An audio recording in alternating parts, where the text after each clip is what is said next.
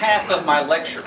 Any question? The young man from Delhi asked about AI. Had a question about AI, which isn't about the lecture. But do you have any question that you would like to ask me that was unclear when we talked about this lecture? Any clarity? It makes sense? I know you have the piece of paper that has different, some of you, that has different definitions and things on there, so this is very helpful. Thank you for doing that, for sure. Any questions? Any confusion? Okay, well, we will continue on. We will continue on again. What the first thing I wanted again to talk about, that a leader does what? He takes what is dead and gives life. Yes, question? Could you speak a little bit slower? Yes, thank you for saying. I will try my best. When I was in the Philippines, I was lecturing in Baguio, and of a class of about 100 students like this, and my wife would sit in the very back row, and that was 40 years ago, and whenever I started speaking fast, she would wave at me. And she would say, slow down. So you have freedom to tell me to slow down, okay? And so you can tell me if I'm speaking too fast. Yes? What's your habit?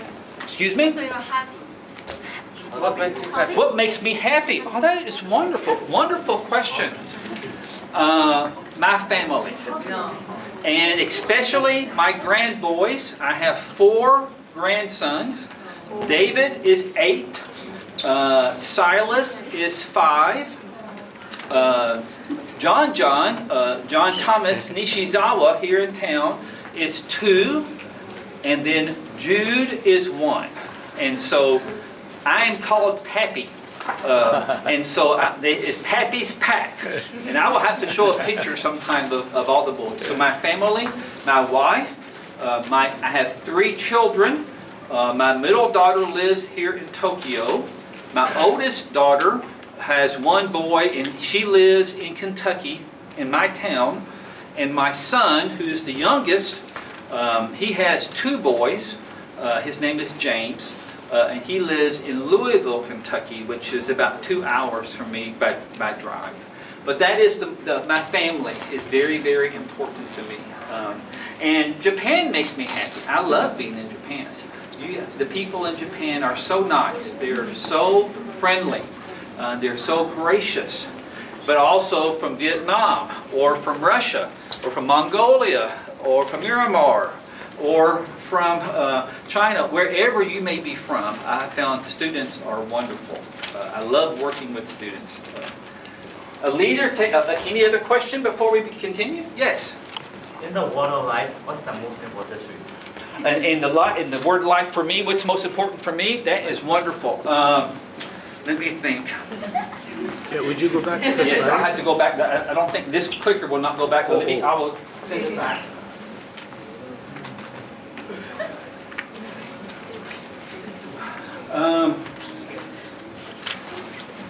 I believe this one here, the fear to faith. I was in a meeting with my mentor. He was 95 years old, and I was talking to his wife, who was a counselor or a person who helped you to go through problems. And I asked her, I said, what do people struggle with? And she said, people struggle with fear. And she said, and until you can, and they say that until you can be a person of faith instead of fear, you will never take a step. If you're afraid, you'll stay here. If you're afraid, you will not speak up in class. If you're afraid, you will not travel. If you're afraid, you will not trust someone. If you're afraid, you will not be willing to take a risk.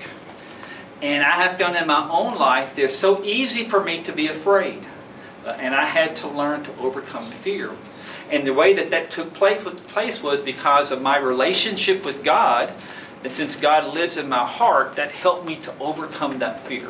And that Howard Matthews, that man, helped me to understand that as well? And so that's a very good question. I've never been asked that question in my in lectures. Anybody else have a question before we continue? Thank you for your question. We'll have more questions at the end. We're going to do the second half now. Again, from death to life. You've already discussed that questionnaire. So that is what a leader gives to you. They help you, they give you life. So when you want to lead other people, you also give them life. The next thing is leading yourself, right here. It is the difficulty, and I have found the hardest person to lead is not your friend, it's not your brother or sister, it is not someone in your class. The hardest person to lead is yourself. Because if you do not lead yourself, then no one is going to follow. And so I've got another word here, D-R-I-V-E, or drive. The word drive means passion and willingness to work hard and making a decision to say, yes, I'm going to keep persevering. I'm not going to stop. Okay? So I'm going to give you some words. Hopefully that will help you think about that. And the first one is to have dynamic determination. Having dynamic determination. What that means is if this is my objective and I'm going in this direction and something stops me, I will stop. Or will you say, no, I will go around? How many of you have used GPS on like Google Maps and it gives you directions when you're going from point A to point B if you're in a car? If you're driving in your car and your car hits ghost and there is a wreck on the road, what does it tell you to do? Turn left and go another way. It does not say go home. It says go a different direction. And that's what GPS does. And that's what when you lead yourself, you have to have dynamic or thinking about, I will not stop. Maybe you flunk a test or you make poor grades on a test. Do you stop? I am a terrible student. I will never do well. Or do you work and keep on going? My little grandboy here, John or John Thomas is his name. When I was here 1 year ago, he was learning to walk. And he would walk, and then he'd fall over. And then he would cry, and he would never walk again. He just laid there. No! I picked him up, and I said, walk. He said, okay. And then he would trip and fall. Then he would get up, and he would walk again. That's what you and I have to do in hard issues of life. We have to have determination to not stop and to keep working hard. Number two, you need relational connectedness, or you need to have relationships. If I was to ask you who your best friend is, do you have a friend? Many of us have friends on this. Some even have chat bots that they talk to, but they're not people. You need to be relationally connected to a person that has skin, that has a heart. Because when you have difficult times, that's when that friend will help you in life, to have a relational connectedness. This morning, I texted several friends in the United States because I woke up at 3 a.m. because of jet lag. But 3 a.m. here is 1 o'clock in the afternoon on Wednesday in America. And so all my friends were awake. So I texted my friends, how are you doing? It's 3 a.m. in Tokyo. And I had my friends texted me back because I try to be relationally connected. So you need to have friends that will help you in issues of life. You need to have internal inspiration. Internal. See, Obari Sensei or your professor or I can say, you can do it, don't stop. Well, you will be okay, but that is external motivation. That is someone on the outside trying to influence you. When no one is encouraging you, do you have it internally? Do you have that inspiration in your own life that you can say, when my friends do not text me, I can still work hard. I can still be effective. Number 4 is you need to have your values solidified. Let me explain. Values are things that are right and things that are wrong. Let me give you an example. Years ago, I was at a store and my watch band broke. Not my watch band, but it went dead. It would not work. And so I took it to the store and I said, my watch will not work. Can you put a new battery in it? And the person said, yes. And so my watch has itty bitty, very, very small screws. I mean, little, very small screws. So they got their screwdriver and they took the screws off the back. Then they took the casing off and they put a battery on it. And then they started putting the screws back on my watch. When they did that, they dropped a screw. And that screw was very, very small. It was silver gray and the carpet was silver and gray. So it fell on the ground and all of a sudden the lady got on the ground and was looking around trying to find the screw. And I said, what are you doing? She said, I'm trying to find the screw. I said, oh. So I got on the ground and I started trying to find the screw. And I said to her, if you do not find the screw, what do we do? And she said, you get a new watch. She said, if we cannot fix it, I will have to give you a brand new watch. I thought, my watch was very old. And I'm having a new watch. As soon as she said that, I was still on the ground. I touched the screw. And so I stood up. And then I had to decide, am I going to tell her that I have the screw, or am I going to stick it in my pocket and get a new watch? Guess what I did? I said, I've got the screw. And she said, oh, good. And we stuck the screw on the watch and I got the watch. Now, that story was a test of my values. Do I believe in honesty? Do I believe in telling the truth? I do. I believe being honest. I believe telling the truth is very, very important. And so, if I really believe it, I have to tell her I have the screw. If I want a new watch, I just throw the screw away and get a new watch.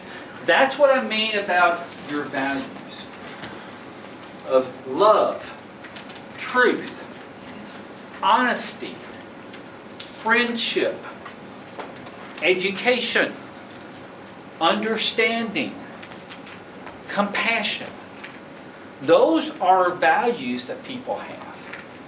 And as a leader, if you do not know what your values are, then what will happen is when you get tested, will you cheat? For instance, in your class, you are told to write a paper on leadership because of this lecture. You will be tempted to go to ChatGPT and say, give me a summary of lecture on leadership, and then hand it in and it not be your paper. So if you're believing in honesty, you're thinking, I will write the paper. Now you may allow AI to help you with words and help you understand the language, but you will not allow AI to do your work for you.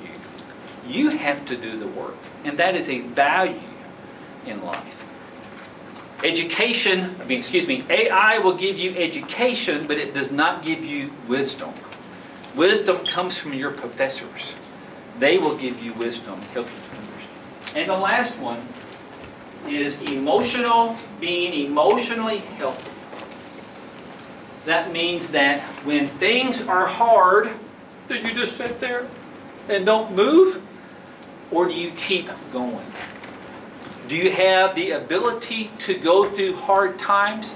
One of you said that your mother or father, or maybe your sister, like you said, your sister helped you to go through hard times, I believe. And so you have people that will help you to have emotional healthiness. And that means that's what a leader does. Those are all things about a leader and self. Do those make sense? Questions you want to ask me about those? Did I clarify that enough? Did I speak slow enough? Okay, good. You understand? Maybe different words. The next thing is a leader and others. A leader and others serve. One lecture I may be giving here by the end of the summer, or the end of the time that I am here, is called Servant Leadership. Do leaders make you serve them, or do you serve the people that you're trying to lead? A good leader is always a person who serves other people.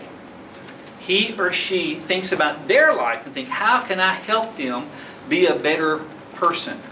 One of you said that your teacher was that you learned that your teacher was the person who helped you in middle school. I think you said.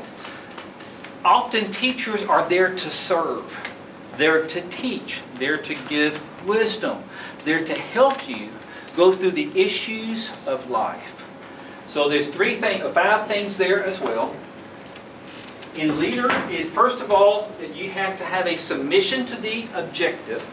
What that means is as you lead or as you are going through life, there has to be a purpose and an objective that is there.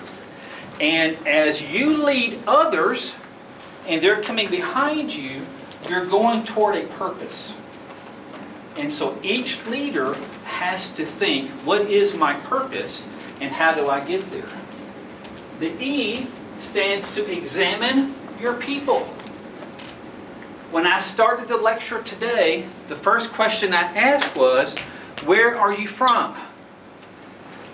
And that helps me to know more about you. If you're from Vietnam or from the Philippines or from Mongolia or Japan or Myanmar or wherever it may be, or Russia, then I try to connect. And so a leader thinks about the people that are following him or her, and he says, what are they like? What do they enjoy doing with their time?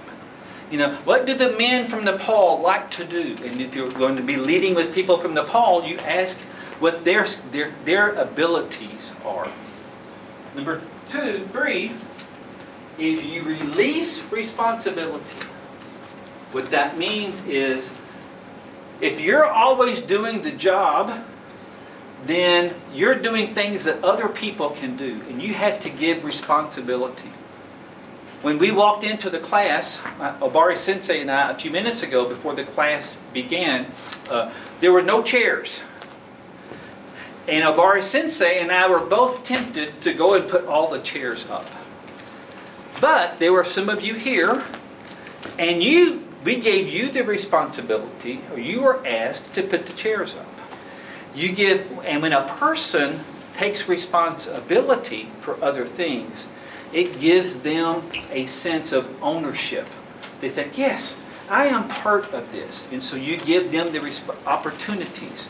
One said that they were on. You were interviewed on TV about Japan and about living in Tokyo, which is wonderful. That gave you the responsibility to talk and to talk about your experience in the country. And those are any time you have a person that gives you more responsibility, it helps them to learn, it helps them to grow and to teach. Then you have to value their insights. You ask, what do you think about this? What do you think about this leader or about this concern or about this topic? And lastly, you have to empower your people. Meaning you say, here's more money or here's more time, and you have the opportunity to take responsibility in life. But the most important thing about that is the word serve, S-E-R-V-E, to be a servant and a servant of other people that are there. Does that make sense? Questions about serve? Or Bar Sensor, is anybody you'd like to clarify? Any questions? Does it make sense?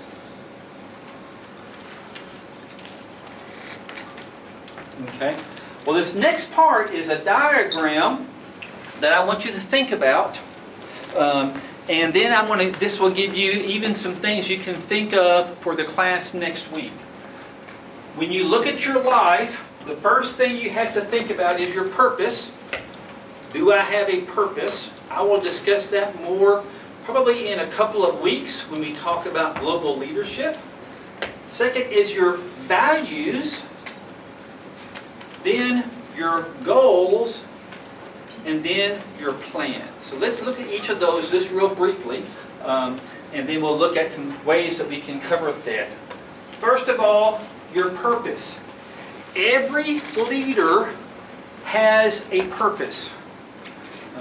If you're a leader in basketball, or if you're a leader in sports, you want to win the championship, or you want to win the game.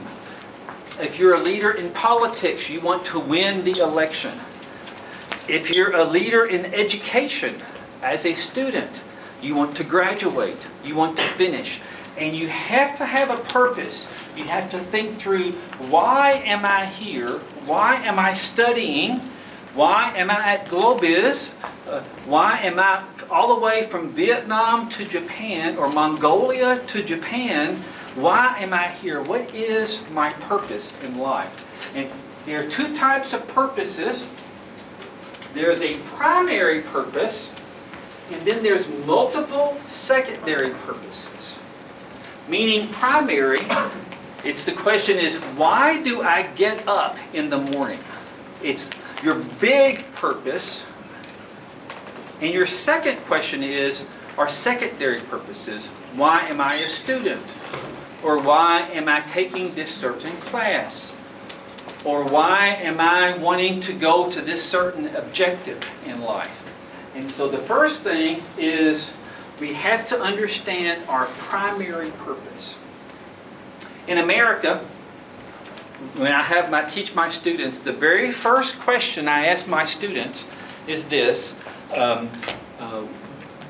They have to fill out a piece of paper and they have to answer this question. My purpose in life is, and they have to write it out. My purpose is, and most of my students have never answered that question. Most of the students I talk with have never thought, what is my purpose in life? I want to read you one from my student. It's over here in my file.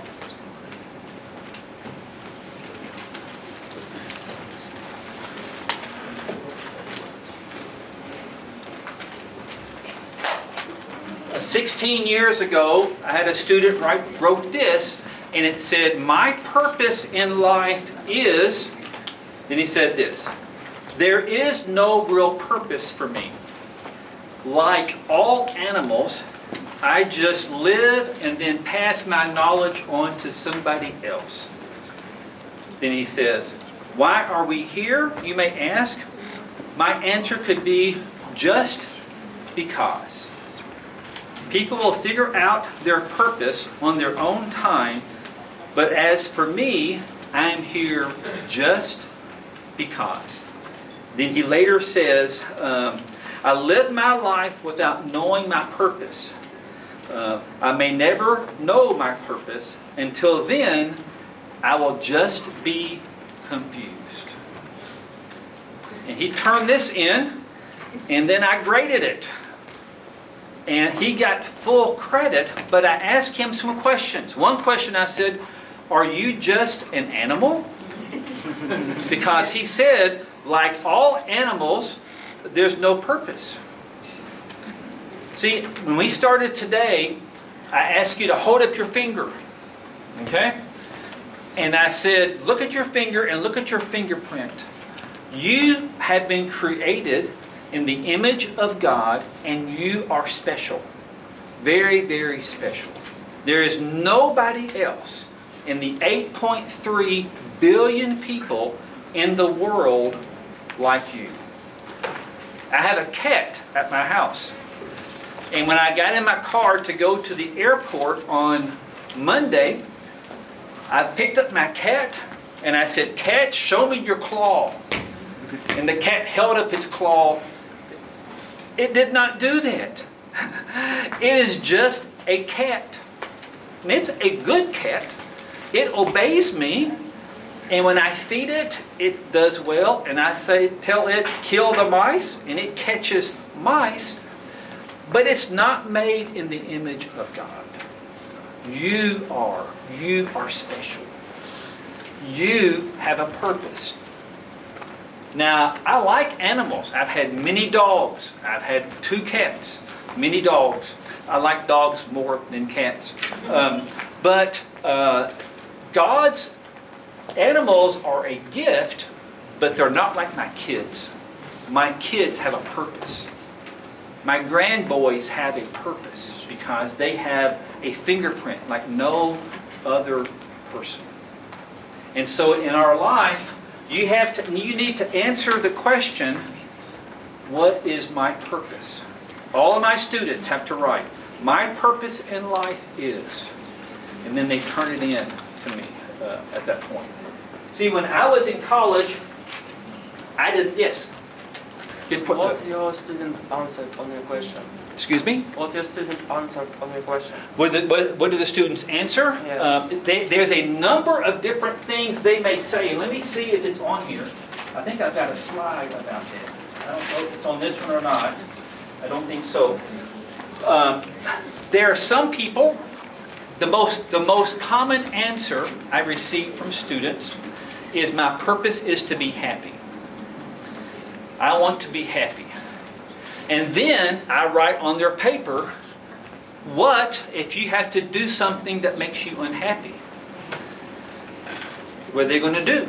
And because being happy is not part of our purpose, I hope to be happy, but if I only want to be happy, then I will avoid hard things. Some people say my purpose in life is to serve others. And so they think, like your mother may have, or a mother or a father, is my purpose is to help other people. Other people, the students that will be coming in even next 2 weeks from now, I've asked them that question, and many of them say my purpose is to be pleasing to God. And so they have a greater purpose thinking about God. In my lecture on global leadership, I will give a slide. It's not in this one. And in that, I will have a picture of 8 different purposes that people can choose from. And then I will give you the opportunity to think about one of those 8. But other people may have different purposes. But most of my students, the first time I ask that question, they don't have an answer. They don't know, because they have never been asked. I have a challenge for you. When you go home tonight, call your mother or father, or text them or email them and ask them. Today I had a lecture at Globiz, and the professor asked, my purpose in life is, so I want to ask you, Mom or Daddy, what is your purpose in life? And see what they say. And they may help you to think about, well, I've never been asked that, because it's very important. So that's a very good, I'm glad you asked that question. And so if you do not know the answer to that, that's okay. Think. That's why you're in college, to think and to process what your purpose is. I did not have a purpose. My purpose in life was money, making lots of money, buying more things, and to be happy. But I was still empty inside. I had money, I had things, I had a car, but inside I was still unfulfilled, because my purpose related things on the external. And I had to learn the difference in external motivation and internal motivation in my life. When I was a sophomore in college, I went to a conference, and the man asked, there was 1,000 students, he was speaking to 1,000 people, and I was in the very back row, and he asked, what is your dream for your life? And I wrote on my paper, I just have nightmares. I did not have a dream. And I had to think, why do I not have a purpose? And so that made me question and start to think about that in my life consistently. So my purpose in life is, and how would you answer that? Think about it, okay? That was question number 5 on your piece of paper, okay? There's a book that was written called The Purpose-Driven Life. And he tells us in that book what a purpose does for you. When you and I know our purpose, it does at least 5 things for you. Okay? The first thing knowing your purpose does, it gives you meaning in life. You know why you get up in the morning. Why are you getting up? Well, I've got to go to school. Why you want to go to school? I want to get good grades. Why do you want good grades? So I can graduate. Why do you want to graduate? So I can get a job. Why do you want a job? So I can make money. Why do you want to make money? So I can buy things. Why do you want more things? I don't know. And so it's more than just thinking about things. It's about internal. So it gives you meaning in life. Number 2, knowing your purpose simplifies your life. It tells you what to say yes to, and it tells you what to say no to. See, when you're in college and you're majoring in engineering or in business or in education or whatever your major is, you take classes that help you to graduate. You say yes to this class and no to this class. And you have a choice that you have to make in life. Number 3, knowing your purpose will give you focus.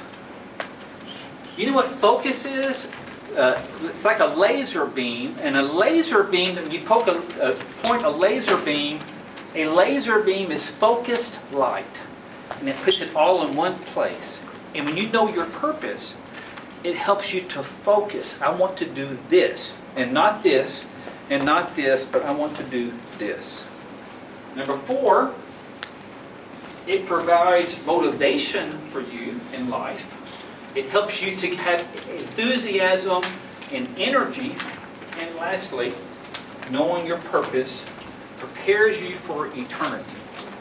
I believe there's more to life than just living on this earth.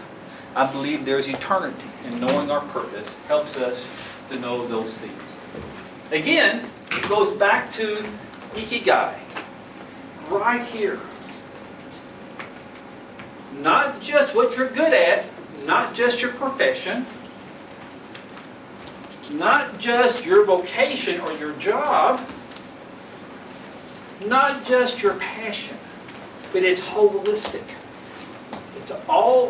It's the meaning of life. And since you are a college student, when I was a sophomore, my second year in college is when I started asking that question. A man said, "What is your purpose?" I said, "I do not know." And he said, "Let's think about it." And then I started to learn about what that meant, and personally started to understand it that much more. Ralph Waldo Emerson says this about purpose: the purpose of life is not to be happy, it is to be useful. It is to be honorable, to be compassionate, to have it make some difference that you have lived and that you have lived well. Mark Twain, again, he said what? The two most important days in your life are the day that you are born, and you have that fingerprint, and the day you find out why, your purpose in life. Blaise Pascal said, there is a God-shaped vacuum in the heart of every person, and it can never be filled by any created thing. It can only be filled by God. And I have found that to help me understand my purpose. What is your purpose? And if you had to write that on a piece of paper, what would you write down? My purpose in life is. Yes? What's your purpose? What's my purpose? That's a great. Thank you for asking that. I do know the answer to that. I did not know the other. My purpose in life is to be pleasing and to give glory to God. And so I never want to do anything that is not pleasing to God and give Him glory. The word glory means to magnify. For instance, if you look out tonight and you see the moon, does the moon have any light in it? When you see the moon, does the moon have a light? It doesn't. The moon is just up there. Why does the moon glow at night? The sun. Yeah, it reflects the sun. Now you don't see the sun, you're looking at the moon. It's dark where you are, but you see the moon and it's glowing. The reason it is glowing is it is looking at the sun, and the sun, that's why depending on where the earth is, it has a half moon or a shaped moon. That is supposed to be my life, and I believe your life as well. That my life has no reflection, but my relationship with God gives me purpose. And so I want to give Him glory or reflect Him.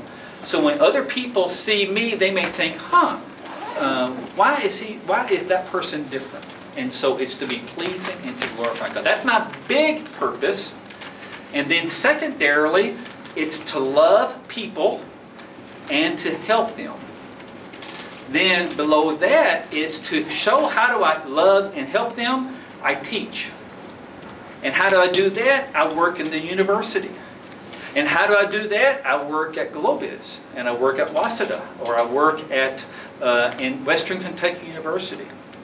I was asked a number of years ago to leave the university, this was 15 years ago, to leave the university and to work with seniors, not seniors in college, but old people with gray hair like me. And I was going to make twice as much money as I was in my job. And I said, can I still work with college students? And he said, no, you have to work with old people. And I said, no, I did not want that job. Because part of my secondary purpose down here is people like you. Because you are wonderful. You are the future of your country. You're the future of the next generation. And so rather than working with people that are about to die, I work with college students who their life is just now beginning in life. So thank you for asking that question. But I did not, when I was a student in college, I did not have that answer. I had to learn, and by the time I was a senior, in my 4th year in college is when I wrote that down. And now I have a piece of paper that I wrote almost 50 years ago that has that written down. And that's helped me. And so I want to encourage you, do you know your purpose? Do you know why you are here? So that's purpose. Let me look at the time. We're supposed to end at 11:20? Yeah, that's okay. Yeah, you Okay. finish up. Please. Next thing is values. And your values, I've already discussed values. That's what you believe, how you live, honesty and truthfulness and love and compassion and caring. Then the next thing are your goals. And when I talk about goals, I asked my students to write SMART goals, S-M-A-R-T. A goal is something that you want to accomplish, but your goal, is it SMART, meaning is it specific? Is it measurable? I'll give an example. One of my goals is to stay healthy. I almost did not come here because I had pneumonia last week. And so the doctor had to say, you can travel back to America. And so I tried to exercise. I do push-ups, and I do pull-ups, and I run or I walk, and I try to stay healthy. So every day or every week I have a measurable goal of how many pull-ups I want to do or how many push-ups I want to do. It's action-oriented, meaning you have to say yes or no. It's realistic, so I do 5,000 push-ups every day. No, that's not realistic. So you can only do so much, and it has to be timely. But lastly, I do goals in 4 areas. I have physical goals, my health physically, that relates to how you eat. It relates to exercise. It relates to how much you sleep. And so I ask my students to have physical goals. I ask them to have academic goals. What kind of grades do they want to make in school? I ask them to have a social goal, like how much time they want to spend with their friends. And then I ask my students to have a spiritual goal. To think, since I believe that we are spiritual beings, not just physical, I ask them, what is your spiritual goal? I had one student in my class said, I do not know God, I want to know about God. I had another student said, I do not have a religion, I want to find what religion I want to understand. And so you have to think. So if you are my students in America, at Kentucky, on your first assignment is you write down my purpose in life is. Your second assignment is what are your goals for the semester? And I'm looking for 4 things. What's your physical goal? What is your academic goal? What is your social goal? And then what is your spiritual goal? And what are your goals for the semester? What I have tried to do today is I have given you a big picture about leadership and personal leadership. We've talked about the impact of leadership, and we talked about your father or your mother or your brother or sister or your teacher.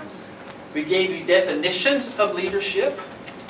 We've talked about relationships of a leader, that there are 3. A leader in self, a leader in their mentor, and a leader in others.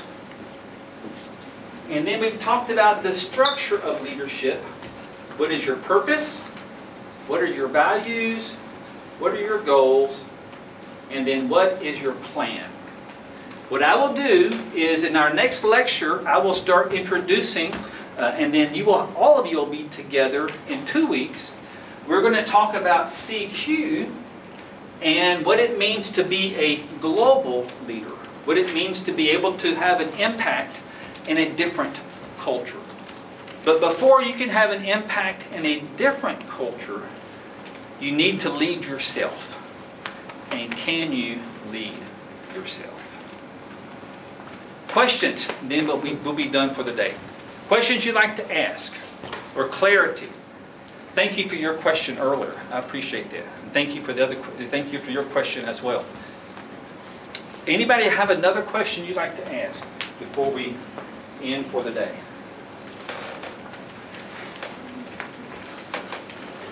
Anything at all? Now, I do not know if your professor is going to require this, but I want to challenge you to think.